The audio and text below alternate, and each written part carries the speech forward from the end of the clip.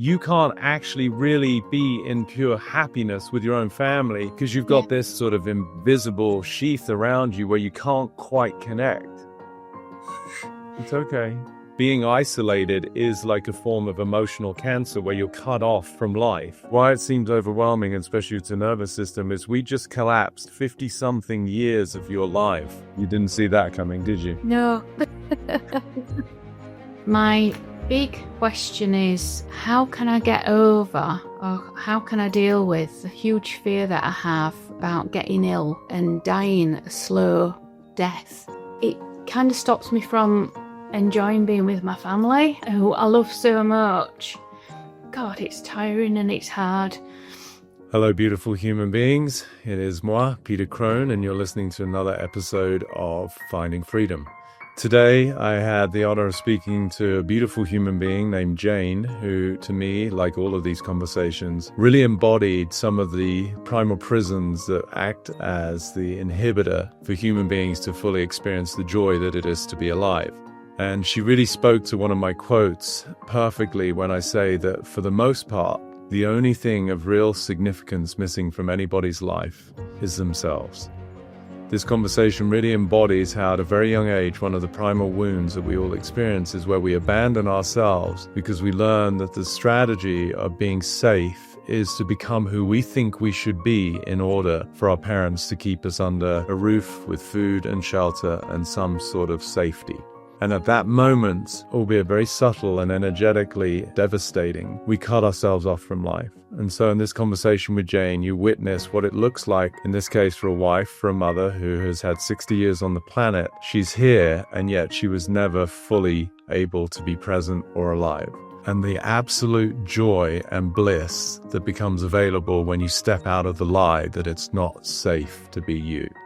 I hope you'll find some sense of true joy through Jane's journey and to recognize that maybe, just maybe, although you're alive, perhaps you're not fully here and you haven't given yourself complete permission to be all of yourself. Enjoy this episode of Finding Freedom. I actually can't believe I'm sat here speaking with you, actually. In the flesh, almost. Well, yeah, and that's why I feel quite starstruck, really, because it's like, you sort of, well, you're always on a screen, I guess. I watch you, cast you onto the TV, so it's watching somebody sort of off the TV. Yeah. So, and thank you for all that you do, and you have helped me hugely so far. But I just feel like there's this last, maybe not this last piece, but do you know what I mean? It's just putting everything together, if you like. Yeah.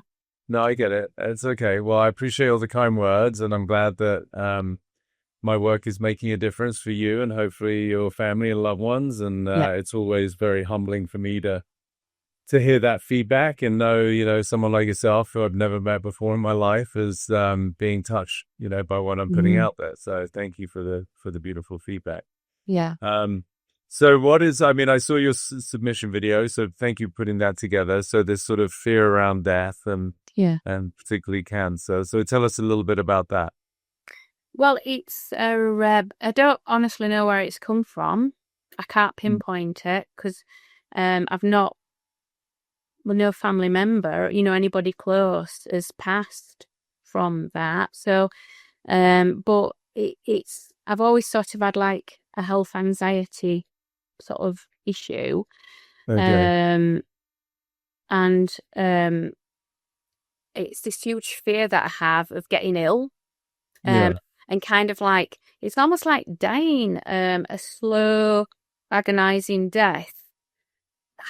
It sounds strange, but weird, but like in front of the boys and in front of my family and how it would destroy them if that happened to me.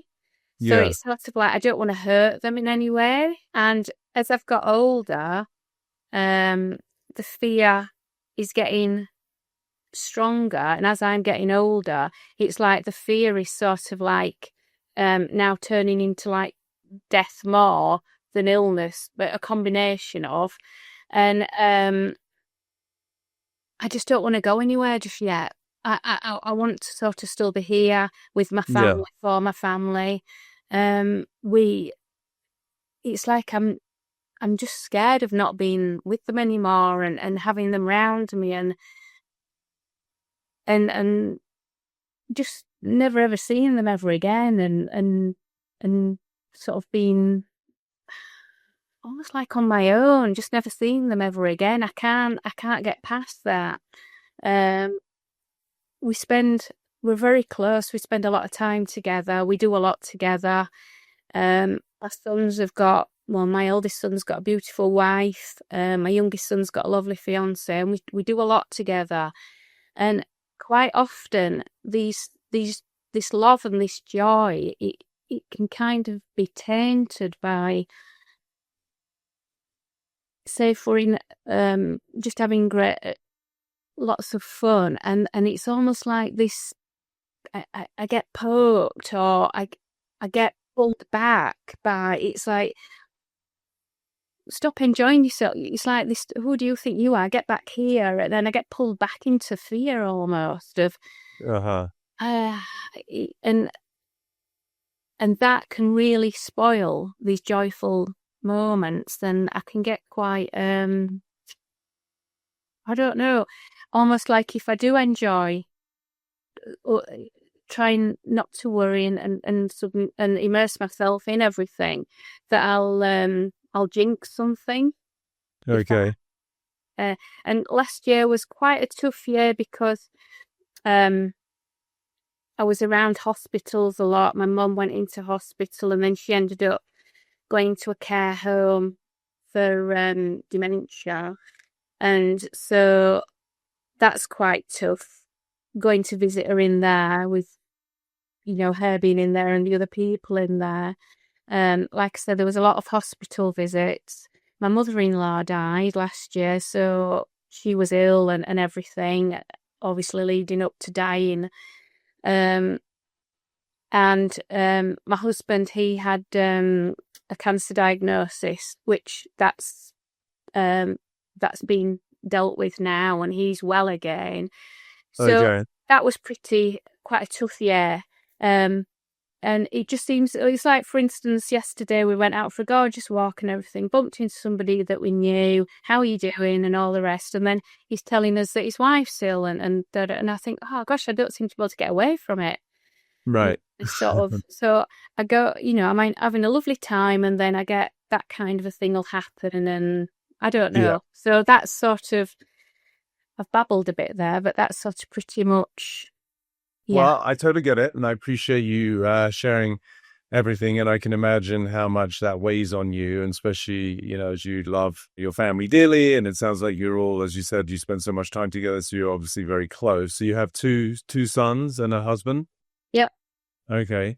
And so I totally can relate. You might know some of my story, but my mum passed when I was very young, and my dad went to work on the boats there and over and past as well. So the whole premise of death is obviously something that preoccupies a lot of people. So you're not that unusual in terms of worrying about it. Do you feel like, it sounds to me as though a lot of this fear started to come on maybe when your mum was sick, like last year? No, it's been there a long time. Yeah, Okay. it really So has what's a been there. long time? I think since having children. Ah, that makes sense. Yeah.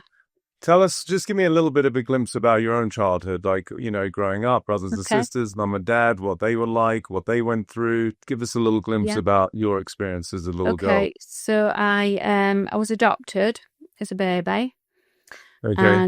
and my sister was adopted, so she's younger, so we're not sort of like natural sisters. Yeah. And my unfortunately, my mum, who adopted me, was very emotionally and physically abusive. Okay. My dad, not as much, but he kind of, I guess he lived under her rule as well. It was all about keeping mum sort of happy. Yeah. So there was that, and yeah, and as a child, I just felt lonely, very lonely, even though I lived in a family. I just, not lonely, I felt alone on my own a lot. Yeah. And we always had to be just living on high alert all the time. We always had to be good, and so I was the eldest. Yeah. Had to sort of be good and everything, whereas my younger sister was a little bit more rebellious. Okay. So we were always, I mean, I feel bad that we were always compared. He got a lot of why can't you be good like your sister and all the rest of Yeah. it. And so I always had to be good, like literally to survive. That was from early on. I instinctively knew that that's not how, parents should treat the children. And I'd sort of watched one or two of my other friends' mums particularly and how they were with them. And I always remember one day, I was probably about, I don't know, I was only young, about 7, 8, and I'd just decided that I'd had enough. So I went off to find myself another mum. I And what does decided, that look like? You just walked out of the house and yeah, took myself off down the street, uh-huh. where where a friend lived, and his mum was lovely, and she looked like one of the mums in the children's storybooks Okay. I used to sort of immerse myself in. And she was always so lovely to us when we all played in the garden and things. So I took myself off down the street, and in my little head I thought, right, well, I'll just go and wait for her to come out, and she'll just take me into the house and look after me, and I'll live happily ever after in their Yeah. family.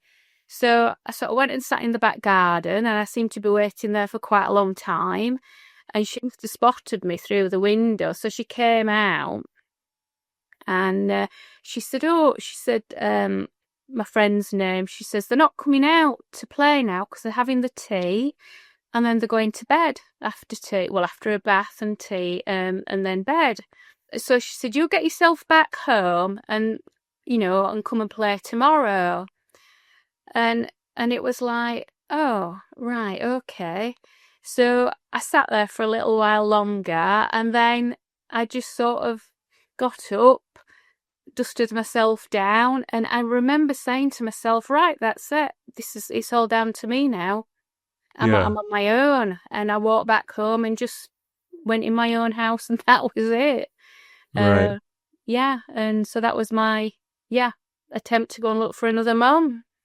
Um, Well, I acknowledge your courage in being so cavalier at such a young age. It says a lot yeah, about the power of your spirit. yeah, But there obviously that hurt, did it not? Like, to yeah, feel, yeah, yeah. It hurt, but it was like I just made that decision that right, I'm on my own now. Crack on with life. yeah.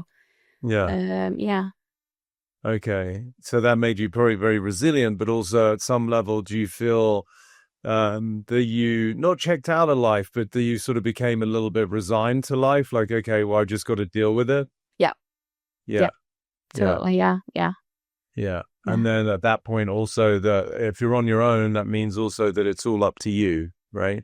Absolutely, yeah, Yeah. yeah, Okay. 100%, yeah, yeah. Yeah. Mm. And I'm just out of curiosity, did you ever stay in touch with your other adopted sister? Yeah. She lives not too far away. Well, she actually, it's a bit blurry, but I think she actually got kicked out of the house when she was about 15 because she would stand up for herself, Okay. and there would be sort of quite a lot of arguing of things, and I think they just literally threw her out. So Right. she went. Yeah. I kind of I wasn't around a lot as such, or there's a lot I can't quite remember. Yeah. But she went to live with a friend. A friend's mum basically took her in. Mm-hmm. Unlike that didn't happen for me. So a friend's mum just said, "Look, come and live with us." So she Yeah. went to live with a friend and their parents, and because at that time I was sort of at college and I was just spending as much time out of the house as I could, to be fair. Yeah. So I wasn't around a lot. And then from then she went to live abroad, Okay. and she came back probably about, no, she came back. She lived abroad longer actually than what she lived in the UK. I mean, she's Yeah. back now. You know, she's got a partner, she's got a family, that kind of thing. But yeah, yeah. Okay. Yeah, so I'm starting to get a sense of why you might have the concerns that you're dealing with. And ironically, to me, it's actually not about death, not the fear of death. I mean, that can be a byproduct. It's really a symptom of the way that you've conditioned your view of life and your view of yourself. So, you're a smart cookie. Looking back at that, here's a little girl in a sort of sadly abusive situation, which unfortunately a lot of kids grow up in. You do your best at 7 to go to the neighbors and try and find a new mum, which really is reflective of the fact that you're scared, not safe, not happy where you are. So, kudos to you for at least trying. But what I hear is that created a way that you relate to other people and to life. So so you said it's all up to you or you're alone. How could you, from that moment, how could you see that you learned to survive? We know that you became a good girl. We know that you were always well behaved. What other things did you do to survive knowing that you're alone and it's all up to you? What were some of the strategies that you can see you've developed? I became very self-reliant. I didn't ask anything of anyone. Yes, so that's the Yeah. self-reliance, isn't it? And as you've said, very good. Didn't cause any waves. Yeah. And it just all about keeping mum sort of happy. Yeah. And if you're keeping everybody else happy, in this case, obviously highlighted through mum, Yeah. what does that say about your happiness? Yeah. I didn't even think about that. Yeah. Yeah. Yeah. Yeah. Okay. So You that's one know, thing. That's one note that I want you to remember is that really what I hear is, when a kid is sort of through fear conditioned to believe that they have to behave a certain way, which certainly gives you the impression um, that you have to be good or you have to be perfect, you have to do everything right, yeah. that you're, albeit very subtly, what I tell people, the initial wound that we all have as kids is we abandon ourselves, meaning you sort of give up your own feeling of joy, happiness, or choice Yeah. in order to placate and keep the parent happy, which is really self-serving, right? Because you sort of spoke to it earlier that in order for you to survive or to keep a roof over your head or to get food, as kids, we're obviously dependent, right, on our care providers, in this case, adopted parents. But you're under the impression that you have to act a certain way in order to at least, one, avoid abuse, but two, still get fed and, have a house to live in, right? Yeah. So you're in a bit of a catch-22. Like a lot of us, we growing up, I obviously didn't want my parents to die, and a lot of kids out there sadly go through abuse, and they learn to behave a certain way in order to try and mitigate or avoid abuse, right? You can understand that. Yeah. Totally. Yeah. Yeah. So in doing that, what I want you to understand, Jane, is that one of the first things you did is you put your own sense of joy and happiness on the back burner. It wasn't about what Jane wanted to do. It was like, what did she have to do in order to, as best as possible, stay safe in her environment? Make sense? Yeah. Yeah. So that's the first thing I want you to notice is, looking back now to when you were obviously before 7, because 7 you went to try and get a new mum. So it'd been going on for a while. Yeah. But how old are you now? 60.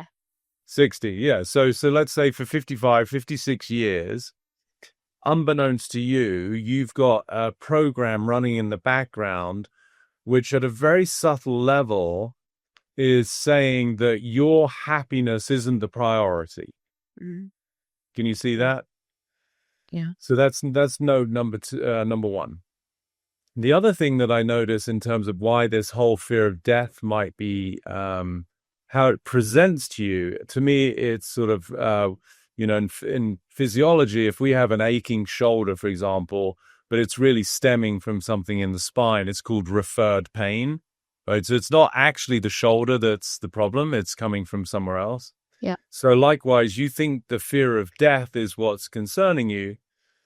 I want you to consider that actually that's a referred emotion from a deeper concern, which is you're not fully alive. You're not fully present. So, and I'll unpack that for you. So meaning I don't think you're so scared of death as much as you're not fully where you are, meaning you're not fully able to be completely joyous, present in the moment. And in this case, particularly highlighted by a family that you adore, that you love, that you're very close to. So why I say that is because you gave me you gave me an insight. You said when you're all having fun and, you're in the garden enjoying and whatever, and you're like feeling that sense of joy, there's a part of you that as you said, it's almost like it pulls you out of the moment, right? Yeah. So can you just consider that if you're wired to not necessarily be allowed to have too much fun because you're programmed from a very young age to do what's right for other people, that when you slip into that, again, this is all unconscious, right? It's a conditioned response. You're not doing any of this like with any awareness. But I want you to consider when your nervous system and when you're in a place where you're in such joy, it's almost like that residual part of you reminds you, wait a minute, this isn't about you, right? That little girl isn't allowed to have too much fun. So it's almost like it's like a Pavlovian response. When the dogs hear the bell, they start to salivate. Yeah. So it's obviously touching you. I can tell, right? Like, what's coming to mind as you look at that? It's true. Yeah. But that's sad, right? I mean, yeah. And does that obviously lands the fact that you've got some tears and you can feel it, right? It's like that here you are, a family you adore with a husband and boys, and as you said, a fiance and a wife that you love, but through no fault of your own. So there's no guilt or shame. I just want you to bring awareness to the fact, wow, you can't actually really be in pure joy and pure love and pure happiness with your own family because you've got this old piece of programming that pulls you out of it because you learned at such a young age that it's not, you can't have fun. Yeah. Now, as I share that, how does that land? Like, what does that make you feel, realizing that's how you've been wired? It's just, it's sad, and it's sad, and it's cruel. It's just, it's sad. Yeah, it is, right? Because you love your family so much. And of course, you love your own sense of joy and happiness like any human being. So, although it seems like a roundabout way of getting to your fear of death, I want you to consider that as a being, as a soul, we want to be here. We want to be present. We want to commune with the loved ones. We want to have joy. We want to explore. We want to be happy. That to me is sort of one of the missions of a soul here, is to truly feel alive. Yeah. And you've been programmed from such a young age that you being you and being alive isn't allowed. Yeah. So just think about that. And now you have, your own family, your own kids, probably at some point your own grandkids, but you're still living in this invisible prison where you're not allowed to be you. Yeah. So for me, does it make sense? Can you track? Yeah. That maybe your fear of death is less about the fear of death and more the fear of never being allowed to be fully alive. Yeah. How does that land? Yeah, that's, I never, yeah,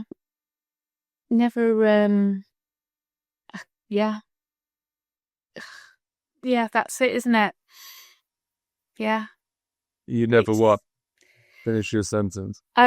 Well, I've tried to work it out, and I may have come remotely close to that, but when it's actually presented to you, as you've said it, it's like, oh, yeah, and it's like, it's quite sickening, really, in one respect, but it's brilliant in another. It's just like, oh, yeah, but I can feel it really.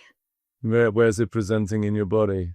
It's just like a thud it's sort of like quite low down in my stomach, but it's like a nausea as well, but it's just all kinds of, it's just that it's almost like it's almost like a huge regret in one respect, whereas I think, why didn't I know this? Yeah, Why, it's okay. do you know, sort of like, Of if I, course, I hear that from yeah, everyone I help. It's oh, okay. So it's not your fault. So it's a blind spot, right? What I'm revealing, yeah, invisible prisons that are deep, deep, deep in your subconscious that get formulated in childhood. Like you've heard me speak about this obviously many yeah, times, being yeah, a member of Freedom or listening to my podcasts and stuff. So it's mm, okay. What we want to do is make sure that that obviously isn't there moving forward, right? That's the intention of this yeah, conversation. But yeah, it's important for you to be able to feel it, because here you are at 60. I don't want to sort of make it too dramatic, but that's 5 decades plus. Keep living in a prison. You're obviously super loving, super joyous, super fun, super playful. You care immensely about your family, yeah, but it's almost like a vision of, I know this might seem hard, but it's powerful to have visuals. It's like you're outside of a beautiful restaurant or even your own beautiful home, right? And you see through the window your family in this warm, cozy environment. The fire's going, they're all laughing and they're having so much fun and they're eating beautiful food, but you're yeah, outside. yeah, And it's like all you want is to be with your family. yeah, and that feeling safe and yeah, Yeah. is that, yeah, it's just that, yeah, feel, because yeah, I never felt safe, I guess, and it's just that No. the safety, that, yeah, that love, and yeah, Yeah. So does that image, does that resonate? I know obviously you're yeah, physically with them, but energetically yeah, is what we're looking at, right? The actual presence of your being, of your soul with your family. You're there with them. But as you said, you can even feel your own conscious bringing you away from joy, happiness, connection, and yeah, presence into yeah, fear and some sort of retreat, where you're now back to that prison of yeah, being alone. yeah, yeah, and it's almost that if I do immerse myself and really allow myself to feel all of that, that something bad might happen, and Yes. that I'm going to sort of like jinx this Yeah. loveliness. Well, and you have evidence for that, right? Do you remember any moments where you maybe as a young girl were having a lot of fun or were being yourself and just enjoying life and you got reprimanded or there was some consequences? Yeah, there's one when I was really tiny, and then there's one when I was a teenager. Yeah. So sort of like really tiny. And I don't know how I can remember it really, because I must have been really quite small. And we were going on holiday somewhere really, somewhere exciting. And I think we'd gone to a motorway service station, and I remember standing. This is why I think I was quite tall, small. Um, I would remember standing on my dad's legs, but I was leaning into him, and I was sort of like got my little arms around his neck, Yeah. and he was telling me. It was just sort of saying what we're going to do when we're away and everything, and I can just remember feeling so, just so warm and special and just Mm-hmm. just this love. And I was gazing out through the window into the distance where there was like, I think there was a lake, and just watching just watching, just looking out. And I was just fully immersed in that moment. And my mum leant into him and she said, I don't know, she just said really quite nastily, as she did, as she quite often spoke. And she just said, I don't know why you're bothering talking to her. She's not listening to you. She said, and then she said, she's an ignorant little bitch. Just don't bother with her. So my mum said that to my dad, and I felt my dad physically just pull away. Yeah. Yeah. And and and I can remember just standing there thinking, what's just happened? And having absolutely no idea, no comprehension of what had happened. But I actually felt, and I can remember that disconnection there. Yeah. And then when I must have been like, I don't know, 17, 18, going on holiday abroad with my boyfriend. And his parents came to pick us up, to pick me up, to take us to the airport.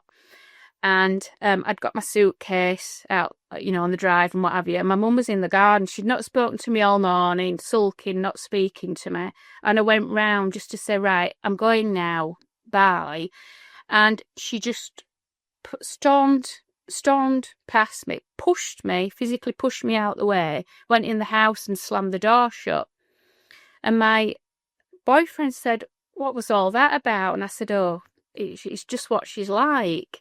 Got in the car, went off to the airport. But then I spent so much of the holiday kind of like reliving what she did and feeling really bad about being away. Yeah. Basically, when I came home, she was in bed, ill. I think she got pneumonia. And I remember my granddad being there. So my dad must have been at work. And my granddad was shouting at me and being really horrible and saying that she nearly died. She could have died and you weren't here, and having a right go at me because I wasn't there because I was on holiday. Yeah. And he was and the thing was, my mum and my granddad hated each other because she had a very abusive upbringing. Yeah. But he was like venting all of this on me. Yeah, so that was a couple of examples, if they sort of answer. Yeah, no, amazing. I really am impressed with your ability to recall, because a lot of people, especially that first experience of standing on your dad's lap, like that was very young. But why I'm so excited to be with you today and how this is going to probably touch the lives of hopefully millions of people, because that moment is so pivotal in every child's life where you first experience a couple of things. One, as you said, that distinct moment of disconnect. Yeah. Because all we want, especially as children, but really as humans, any age, is to feel that sense of belonging. Like you even described it as a warm feeling, right? You're being held. Yeah. And one of the things I described that all kids want is to be held, to be seen, and to be heard, right? That really is sort of the triumvirate of what it is to be a kid who's in a safe environment. Yeah. And so here you are, you're getting a glimpse of what you probably craved, all along. Yeah. So without getting too esoteric, in the arc of your own journey as a being, that moment was really pivotal for you to come full circle to what I hope you will experience today. And I'll explain why, because you got a glimpse. At least life showed you a glimpse of what you really craved, right? So if we don't get an example, we don't actually get to have a view or a feeling of something that we truly want in life. It becomes very hard to emulate or to find, right? Meaning, I'm segueing here, but I'm relying on your intelligence to keep track. There's a movie called Step Inside the Circle, not a movie, but it's a video on YouTube and Vimeo, where a lot of prisoners are being asked a series of questions. They're standing in a circle. Yeah. And this woman is asking a series of questions like, were you raised by a single, family, like a single parent family? And if the answer is yes to any of the questions, they all have to take a step inside the circle. And then it's like, were you ever abused as a kid? And of course, they step inside the circle. Was one of your parents an alcoholic or a drug addict? Step inside the circle. And basically, it becomes very evident that all of these men in this prison, they were basically never, ever shown any kind of love or value or adoration. So they only knew the language of survival and abuse. That's all they knew. And so it breathed, for me, as I watched it, I was teary because I realized here are human beings, little babies, who didn't even stand a chance because they weren't ever shown what love was. They didn't know. And so here they end up becoming criminals, joining gangs and doing whatever they did because that was the only language they learned. Does that make sense? Yeah, totally. So why I'm sharing that as a comparison to your own story and why I just feel like there's such a happy ending waiting, for us here shortly is that even if it was short-lived and even if it was momentarily here and there, and it sounds like obviously more with your dad, you as a little baby and as a young child were at least given glimpses of what your soul craves, which is to experience its own nature, even though it seemed like it was with your dad, but being held, being seen, being heard, being loved. And that's sheer joy for the gift that it is to be alive, right? You're looking out the window, you see the lake, or the joy of the anticipation of being with in this case, hopefully people that loved you and that you loved, and going on vacation, right? That's to me is sort of almost like a birthright, hopefully for every human being. I know not Yeah. every human gets that, Yeah. but at least it's sort of, I want you to understand this because it's so pivotal in terms of where I'm taking you. You got an imprint at a very young age of what it was like to fully feel joy, to feel fully connected, and to feel this real sense of being loved and safe, right? You Yeah. got it. Yeah. And that's so pivotal because it never went anywhere. It got covered, minutes later by your mum saying, well, don't talk to her. Yeah. She's an idiot and she's ignorant and, she can't understand what's going on. And at that moment, then you got the experience of what every ego feels, which is this disconnect. You suddenly cut off from life, and Yeah. all of a sudden, you're, in your case, feeling I'm all alone. It's all up to me. And even more insidiously, what happened at that moment, which explains why you feel what you feel today, is what did you, as best as you can remember, and even if you can't remember, what could you ascertain that little girl decided? What happens as soon as you feel held, happy, and safe? Can you see you've made a connection between, oh, this feels so good, I feel warm. What have you unconsciously made as a piece of programming? What happens for Jane when she feels that? Very, very safe when with the love and everything. Yeah. Yeah. What happened at that moment? You were feeling loved and safe and happy, and then what happened? And then it just got taken away from me. Yes. Yeah. Just Right. Now listen to that. So here you are, probably by the sounds of it, you're standing on your dad's lap. You're yeah. probably less than one, maybe Yeah. around there. And so at that moment that you really experience true joy, true connection, your nervous system and your brain has wired itself to realize, oh, it's going to be taken away. Now, correlate that to today. You're in the backyard, you're with your boys, you're with your husband, you're feeling so much joy, you're feeling so much warmth and so much connection. It's okay. This is not your fault. This is powerful. But now you can understand, what did your conditioning teach you when you're in that state? Yeah. It's gone. It's going to be taken from me. Yeah. So I want you to be able to make the correlation between, as soon as you go into what I consider to be your true nature, the true nature of any human being is to be in a state of joy. You were taught at a very young age that as soon as that happens, that moment is going to be ruined and removed and taken away from you. Yeah. What's it like to have lived life, albeit unconsciously, getting these incredible glimpses, especially with your now adult family, that you're in this state of joy, and then you suddenly have to retreat into this, what you call this fear of death, which it is a form of death, ironically happening right in front of you. What's that like? It's exhausting, and it's just sad. Yeah. And what's the exhaustion? Talk about that a little bit. Explain, like, how does it come across as exhausting? It's that heaviness. It's that weight of having to kind of like get back up again when you've been pulled back or pushed down. Yeah. But because you do it, and say I, because I don't do that. Yeah, because I do it all the time. Yeah. I guess I don't realize that I'm doing it. But the thought now of how it's what I do, I can feel the weight of that, having to like, right, get yourself back up again and I'll get myself back up again and carry on and yeah. But because I do it I don't know I'm doing it, and I don't know, obviously hadn't realised that was all happening. Yeah. It's just like, oh my God, how exhausting is that? Exhausting. Is that? Yeah, it's sad. And denying you the very thing that I assert you're here to experience, which is joy, love, and connection, especially with your Yeah. family you adore. Yeah.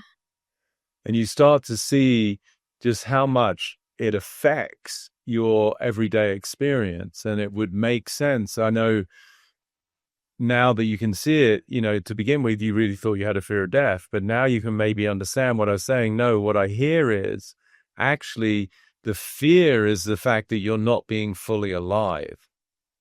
You can't, it's almost like I said, there's this invisible barrier between you and your family, which equates to joy. Mm. And that's a horrible feeling. Mm. Yeah, it makes me feel quite sick, actually. Yeah. Yeah. Yeah, and that's why you felt nauseous earlier, because it is like that's sort of Yeah. a suffocation of the soul that you are, which is destined to have these beautiful experiences of union and communion and connection Yeah. and affinity and intimacy with the people you love. But you've got this sort of invisible sheath around you where you can't quite connect. But all you want to do is connect.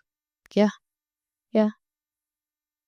So I just want to bring it to the surface. I know it's uncomfortable. And as you said, you start to witness, for yourself, how exhausting it is, how sad it is, the impact on your body. And to me, it's quite remarkable. I don't know anything about your medical history, but you look like you're pretty fit as a fiddle. So, those kind of dynamics that exist in people's bodies can lead to a lot of disease and sickness, because being isolated is like a form of emotional cancer where you're cut off from life. So it really, to me, it's so encouraging, and I'm so excited for where I'm taking you. I feel like I'm looking over your dad's shoulder at this beautiful lake, which is your future that we're about to create together, and just the joy that is waiting for you. And it really speaks volumes about who you are in terms of your capacity to love, in terms of your capacity to connect. And once we just remove that little bit of a barrier, I'm so excited just to see what unfolds for you and your family. So are you ready to step into that world? Yeah. Yeah. There Yes, you are. please. Yeah. Yeah. And it really also, I just want to acknowledge you as that little girl who's 7.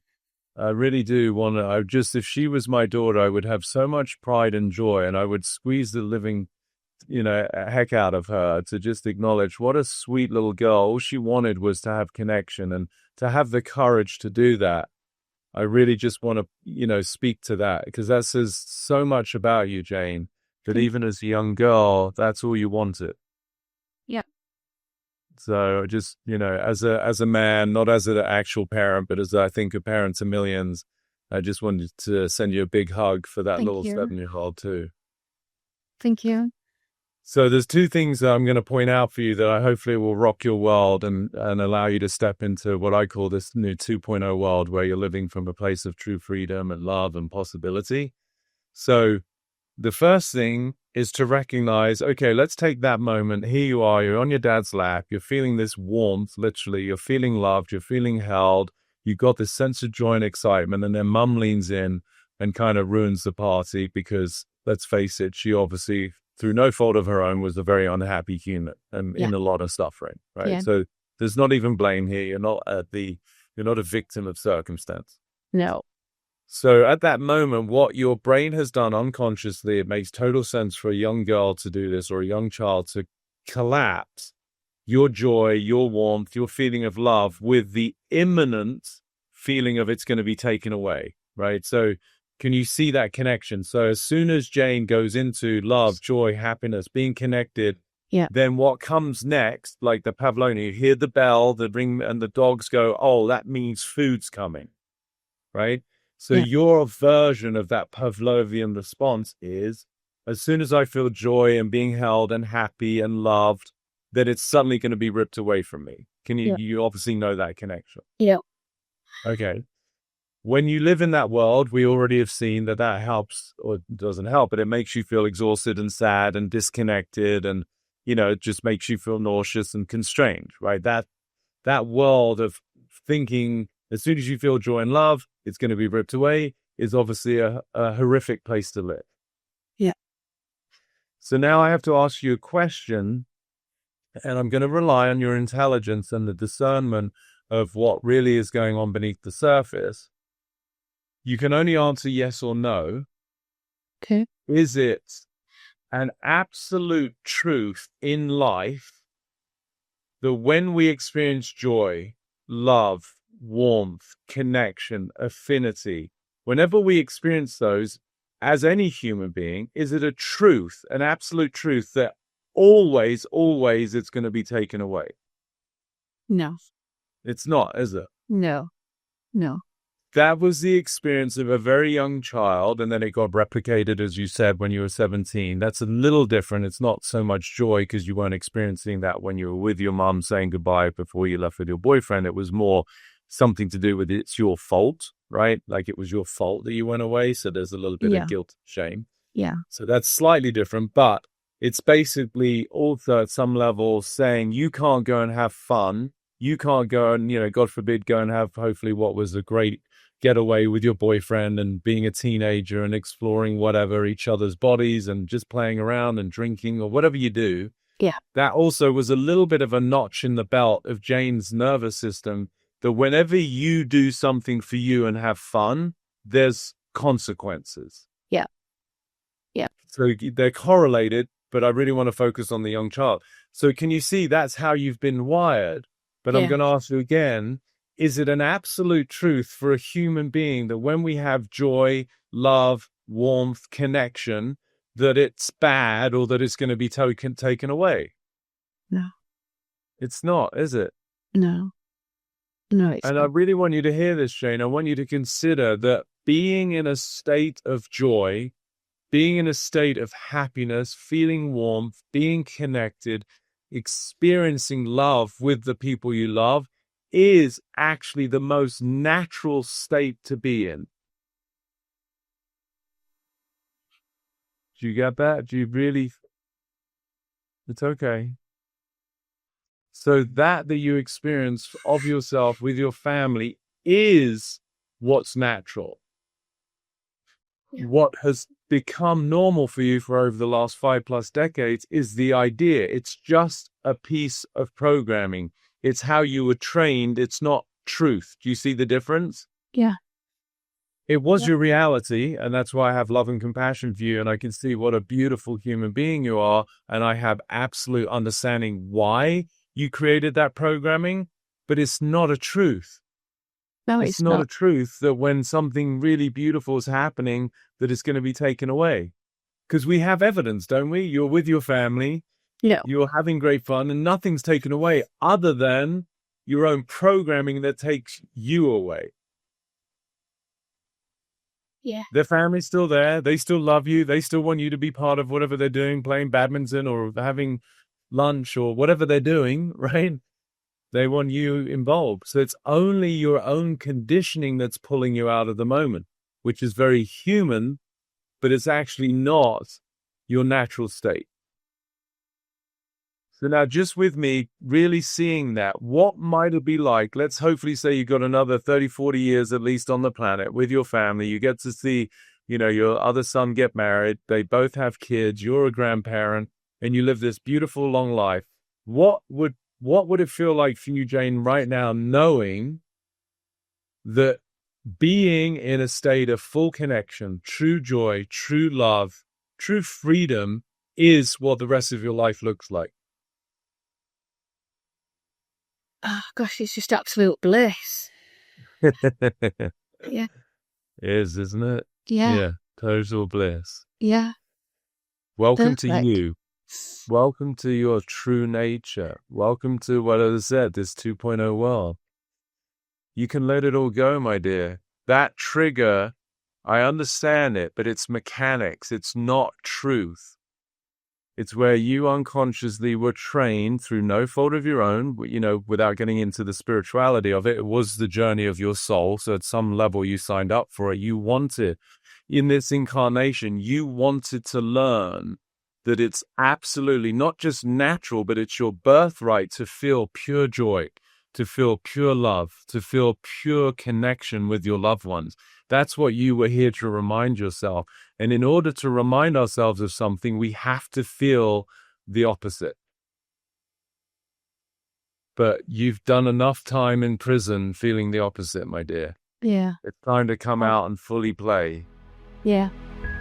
And I just wanted to remind you to check out some of my life-changing offerings. For my 3.5-month deep dive with over 30 hours of theory and live coaching, all led directly by me, please check out my mastermind at petercrone.com/mastermind. And to join my freedom membership with over 100 hours of pre-recorded programming covering everything from anxiety to relationships, health, financial freedom, as well as recordings of all my live events and Q&As, please visit petercrone.com/freedom.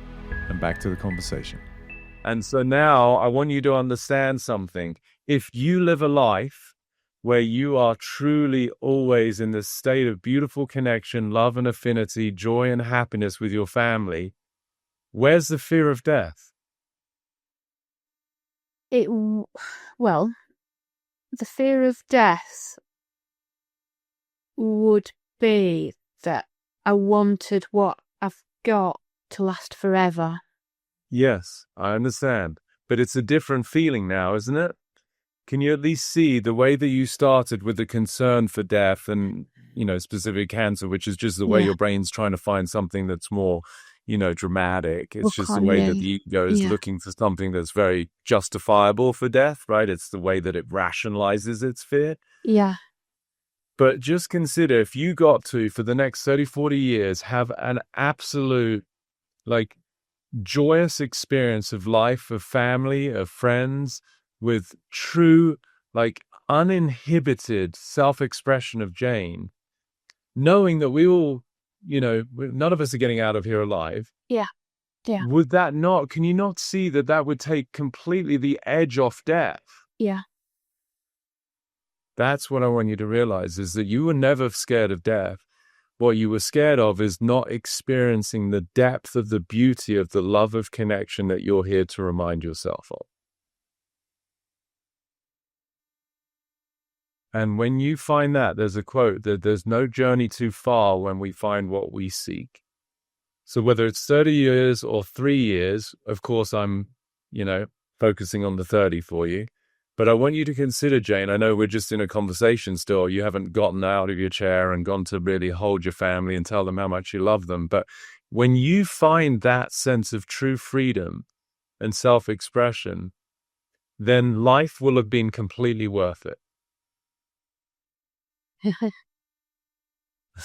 Do you see that? Yeah.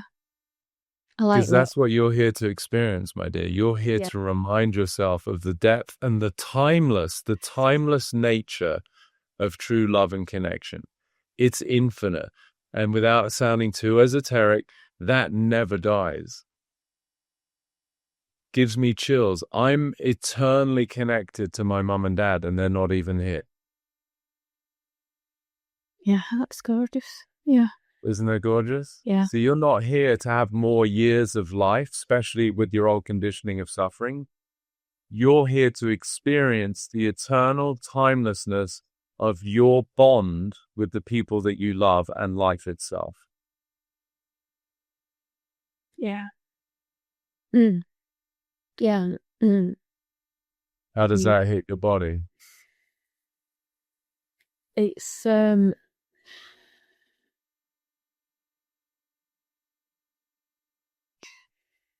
it's just so soothing. Soothing, yeah. Soothing, yeah, yeah. And it's just like, yeah, it's okay, yeah. It is okay, isn't it? Yeah, it's that, yeah. You're hitting a level of peace and serenity that is your soul, that is your nature. And right now, what I want you to understand, Jane, that little girl who walked across the few homes or across the street and sat in the back garden of that mum that she desperately craved because what she wanted was love and connection. You, right now, just found that mum you were always looking for.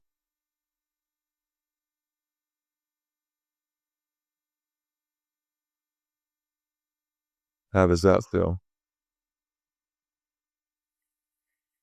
It's okay to don't hold it back. Gosh, that's huge. It's huge, isn't it? Yeah. To me, it's the whole reason you're incarnated, to come to this moment. Wow. That little girl from 7, for 53 years, you've been looking for this, thinking it was to be found in another person. But it was just to be found in you giving yourself permission to live life fully and to understand that your nature is connection. You can't not be connected.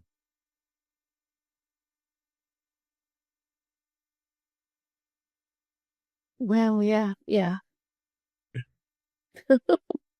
Welcome home.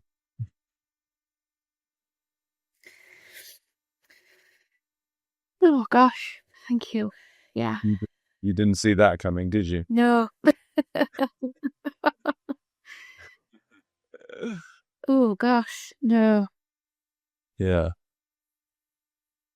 It's going to take some time to recalibrate and let that I sink think in, it isn't might do. Yeah. Yeah. it? Yeah.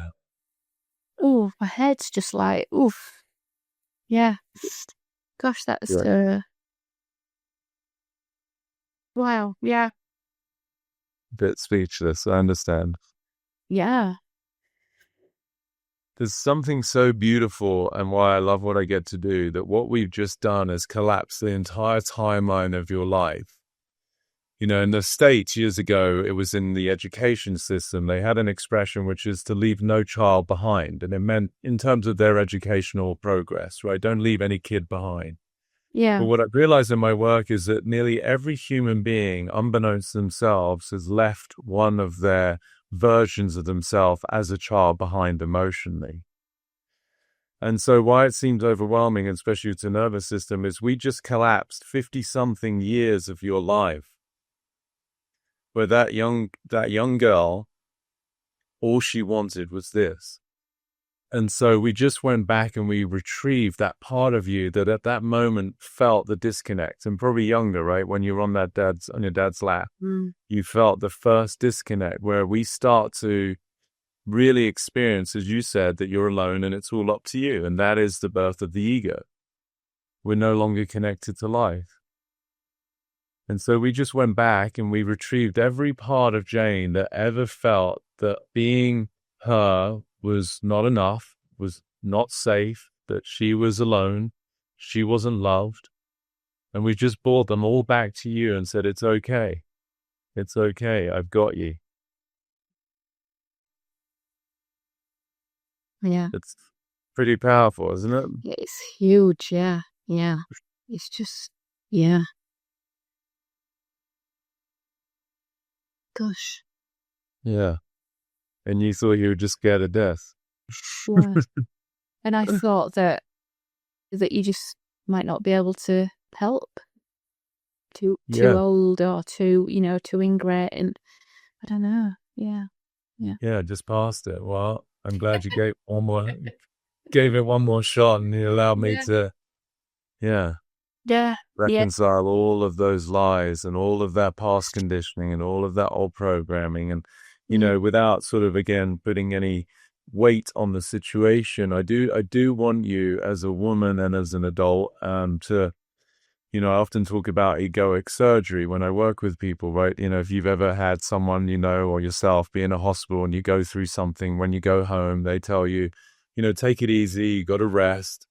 So for the next few days, whilst the temptation might be just to experience unbridled joy, because now you can. I, I do want you to sort of just recognize that this is going to take a minute for your nervous system to upgrade, and for you to realize, wow, that 7-year-old who was just desperately wanting to be loved, to be seen, to be heard, and to be held, just came home. And it's going to take a minute for her to just get reacquainted and to trust that she's okay. Does that make sense? Yeah. You're a sweetheart, Jane, and your family's very lucky to have you. Thank you. And what I'm really excited about now is that you get to really be there and enjoy it all. You get to be fully present in your own life. What does that sound like? It sounds perfect. It really does. Yeah, it's it's just beyond everything, really. Yeah, What do you think that will be like for them? just brilliant. Just, It's just hard to even absolutely. describe, isn't it? Yeah, it is. It's In the mastermind that I do, a 3 month program, I often, when I take people through this process, which is, the whole intent of the mastermind to teach people this and how to even help beyond themselves, their loved ones, I yeah, often say I'm introducing you to a world that you're not familiar with. yeah. I've heard you say that so many times, but yeah, and now I get it. Yeah, yeah, yeah. That is, yeah. It's, yeah, and the chattering monkey saying, yeah, but what about this? What about that? And will I remember everything? And will I get Yeah, this that's right? okay. Yeah, that's But I part guess that's part of the integration. right, No, what we've done here is we've revealed the essence of who you are, Jane. There's no going back. You can't unsee this experience. Apart from anything, it's recorded, so you can watch it as many damn times as you want. brilliant. Because Yeah, I and feel so like, will I remember everything? Will I? Oh, because you said some beautiful things that I just almost want to get tattooed on me. Sort of like, like, yeah, what did you say? What did you? Because I mean, every time you speak, it's just like, oh my God, But the things that you've said to me, it's just, and I'm thinking, what did you say? I can't, but I will remember. But it's just like, oh gosh, I just want to remember everything and yeah, fully immerse and absorb it, and yeah, yeah. It's okay. It's all there. It's all recorded. And more than anything, it's been imprinted into such a deep level of your being. All the tears, the relief from nausea to this warmth, to this soothing feeling you had in your chest. That's all representative of your physiology is actually shifting in right, accordance to what I'm showing you. I'm not speaking to the human Jane so much as I'm appealing to the soul that you are to come forth. And I know that sounds a little bit heady and out yeah, there, yeah, but it makes sense, right? yeah. It does make sense. Yeah, So this is just bringing you back online to be the full embodiment of your true essence. yeah, And that's what we're all here to remember. The only purpose, as far as I'm concerned, of what it is to be human is to liberate the souls that we are. That's why we're here. And you just got to go through that. To give yourself permission to be fully you, to be fully alive. And that's all you crave. That's all every soul craves. So imagine now you can understand why you thought, just over an hour ago that your concern was death. But that was a valid thought for a soul that had never become alive. Do you see? It's like, oh my gosh, I'm here. I've got family. I'm on planet Earth. I'm having this experience of a human being, but I'm not actually here. I'm not actually alive yet. So it would make sense that then you're going to check out at some point, but you never got to be here. That's the real fear of death. Isn't that beautiful? yeah, yeah. That hits, doesn't it? Yeah, yeah, it does. That hits hard. But I am so, so grateful that I get this opportunity now, that I can live, yeah, without fear. What a Yeah, gift. What it a gift. Not I just to cannot. you and your family, but to everybody listening. Because I promise you, there's not one human being who's listening or who will get to listen to this who isn't at some level denying their own true self, who isn't some level denying being truly alive through the fear of fill in the blank. I don't want to upset Yeah, people. Like you learned that, well, I can't be too happy because it's not going to no, last or it'll be taken away. yeah, Or who am I? I'm not enough to really express myself. yeah, yeah, So yeah, just through this conversation, Jane, you're touching the lives of hopefully millions of souls who are just waiting to be given permission to be fully themselves and be fully alive. yeah, yeah, yeah. I really, really hope so, because Yeah. yeah, I mean, people, when I've listened to you speak with people, and I just cry all the time for how you've helped them, and it's just, well, me and my we both do. We sit there like, ooh, and it's just like, how does he do this? It's just like, compulsive viewing. It's just, it's just incredible. It really is. Abracadabra, it's magic. Yeah, well, it's just absolutely awesome watching you, Peter. I really, Thank you, my I dear. don't know, a magician's not the right word, but you're just amazing. Thank You you. really are. Yeah. That's sweet to hear, and I feel very privileged to be able to be with beautiful souls like you who are really committed to living a life that is, really in the realm of what I think every human being here wants, which is to feel loved, Yeah, to feel seen, absolutely. to feel Yeah. heard, to feel Yeah. held. And you clearly are that beautiful matriarch in your family, this woman, this wife, this mother who just does nothing but love her family. And now you actually get to be there doing it. You actually get to be fully present with them. Yeah. Thank you. Yeah. Yeah. They won't know what's hitting them. They might know what's hit them. They thought their mum was super loving. Now they're like, I holy shit, know. Just wait. hit, Yeah. hit the mother load of love and connection and joy. Yeah. The one Absolutely. way that I'm going to help, just to kind of put a little bow on this, there's, I said at the beginning, there's a couple of things that I can hear and where you're stuck in these prisons that I bring to the surface for people. So I'm going to lead the witness a little bit, and you might get to it. And if you don't, I'll help you. But it's just going to help to really reinforce what you're already seeing and feeling. Okay. Okay. When that girl at 17, we'll take the second example that you recited, went away with her boyfriend and the mum was all angry, and then you came back and she was sick, and then the grandpa's just angry at you. What did she feel in language that would make sense? That what was she being told by those people? That being you is what? Oh, being me is Like going away with your boyfriend was what? selfish. Selfish, yeah. Yeah. Absolutely. Yeah. So it's in that realm. So what I want you to consider, and just for the sake of time, because you're just ready to go and freaking love life, and I want to send you on your way like a rocket ship, just your fuel resources are love, and you're just going to be able to fly around the world as many times as you want with as much love as you have to share. But if you're being selfish, what you were conditioned to believe is that it's wrong to be you, or another way that I say it is it's not safe to be you. Yeah. Can you see that? I can, yeah. And then you can take it all the way back to when you learned to be a good girl and you were well behaved and you had to be the perfect child, right? So what you're saying, so one of the prisons that I help people see is that you learn that being you is not only wrong, but it's not safe to be you. Yeah. Can you see that? Yeah.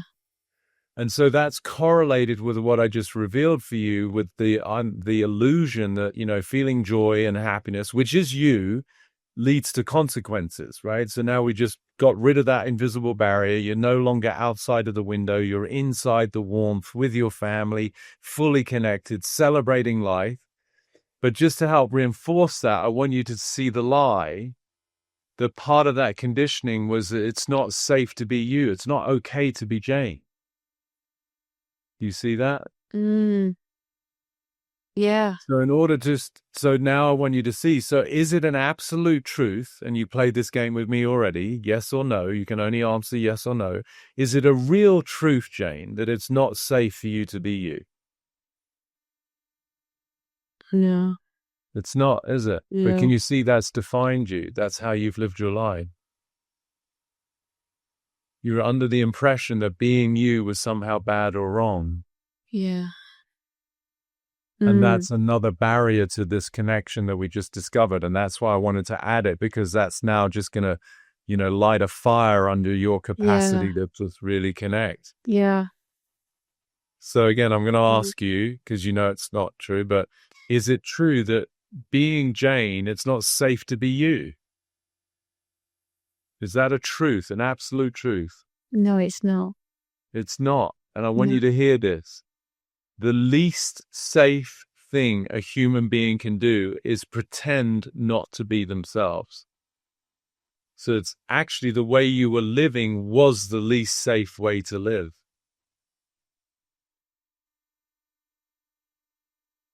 Gosh. Yeah, that is a gosh, isn't it? Yeah. Because you were jeopardizing everything. Oh, that's an ouch, isn't it? Yeah. That's a Yeah. big ouch, yeah. Yeah. And I say it not to put you back in the pain, but just to use that so we can presence the suffering that it is that every human being out there, to some degree or not, is under the impression that just being fully themselves is not a safe venture.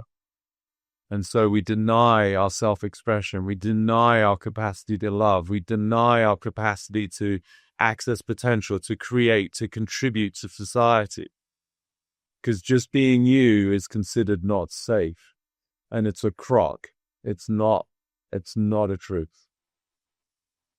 So now not only do you get to experience the joy and the love that is your nature, share it abundantly, infinitely, endlessly with your family, but I just wanted to put that little bow on top to see, oh my gosh, for 50 something years, you thought it wasn't safe to be you. And that's complete BS.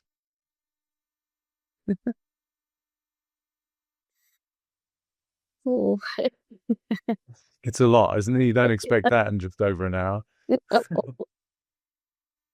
But I wanted to put it here so you could hear it and so people at home can listen, because I promise you, most human beings, and by most I mean pretty much all, are at some level confined by their own conditioning, their own kind of what I call 1.0 mindset, whether they're under the impression that they can't fully be themselves for whatever reason, because they got hurt before, they got reprimanded, they got mocked, they got made fun of, they got hurt, they got hit. Yeah. And I'm going to repeat, the least safe thing you can do is to not be yourself. That is the least safe way to live. And so now you have full permission, Jane, to be completely you. Thank you. How does that go? Oh gosh, what a relief. Yeah, just slightly. Oh gosh, yeah. Yeah. I actually think I might be dreaming all of this. It's just like, Yeah. oh wow, it's just huge and yeah, gosh. And you think, why didn't I see this? Why didn't I? It's Yeah. okay. Everyone has that response. It's a blind spot. It's the arc of the journey of why you're here as a soul, to Yeah. get bamboozled by your human conditioning. It's like what I call cosmic hide and seek. You know, we hide from our true nature until we come out. It's like, peekaboo, I'm back. I'm here. I'm ready to live fucking life full out. Oh, it's just mind blowing. Yeah, it really, really is. Yeah. Yeah. Yeah. It's just, gosh. Yeah. Yeah.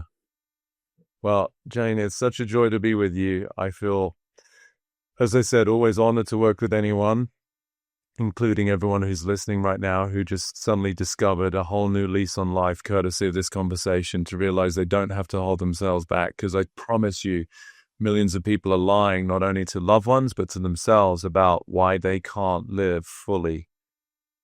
And you just help them to have permission to let go, to enjoy the gift that it is to be human, and most importantly, to express the love that we are. And you're clearly full of it in the best possible way. I do hope it does help people because, yeah, I really It do. will. Yeah. I promise you, there's not a dry eye. But now there's also a ton of big smiles, and people are about ready to let loose on what's now Gosh, possible for them in their life. that'll be amazing, won't it? That really will That's be amazing.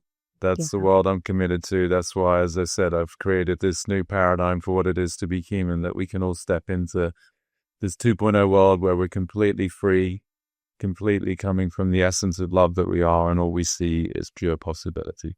Yeah, yeah. You and if I can say on behalf of everybody, just thank you for all that you do, Peter. You really, I know, well, you're just incredible, and I don't know anybody quite like you that just what you just nail it every time, and you really are, without, you just are incredible.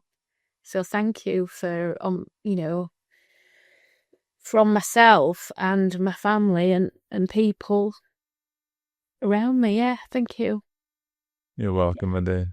Yeah, Go yeah. be free. Go Thank be you. completely free. I just, Okay? yeah, I just feel so privileged and just so grateful. I really do. I Yeah. can't thank you enough.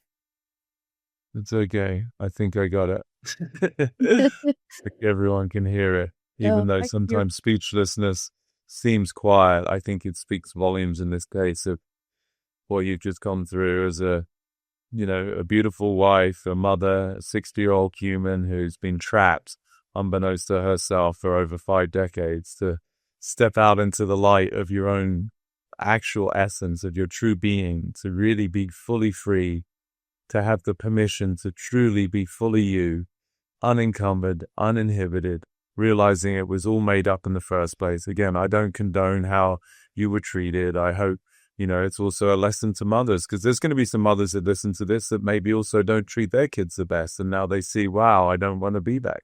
I Yeah, don't want to be a parent who makes my child feel what Jane went through. yeah, It's no one's fault. It's as I said, it's what you signed up for.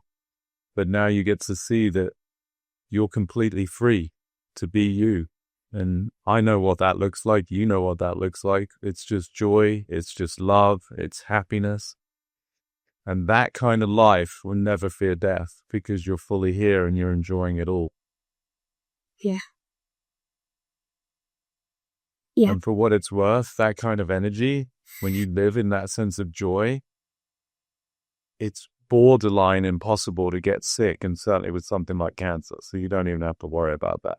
yeah, Because you're just too busy being fully vital and fully joyous. And as you said earlier, it's just bliss. yeah.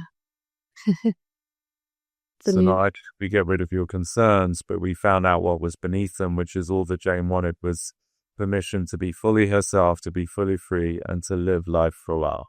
yeah, absolutely. Yeah, yeah, Sound like a good deal? yeah. Oh, yeah. How does your body feel? Taking some very different breaths, huh? Um. Oh gosh, I feel kind of exhausted, Yeah. but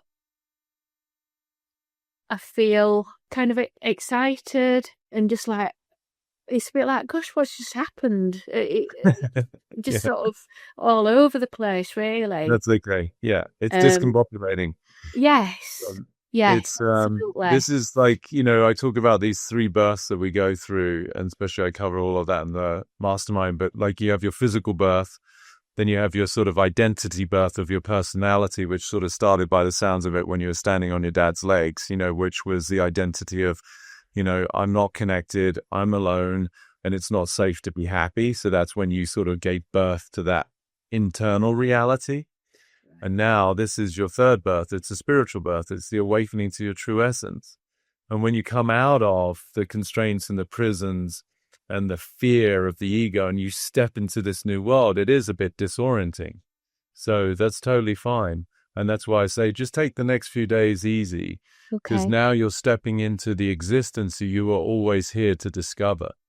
It's just you're not particularly well versed in what it feels like or how you're supposed to act. But believe me, it's your nature. You'll get it very quickly. Right. But Okay. right when we're in the conversation, yeah, it's a little bit jarring. Yeah.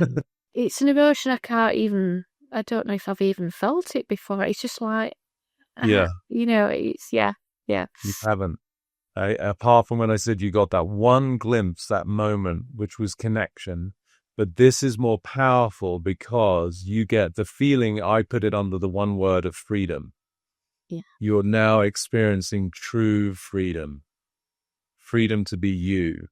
yeah, What I call 2.0 freedom.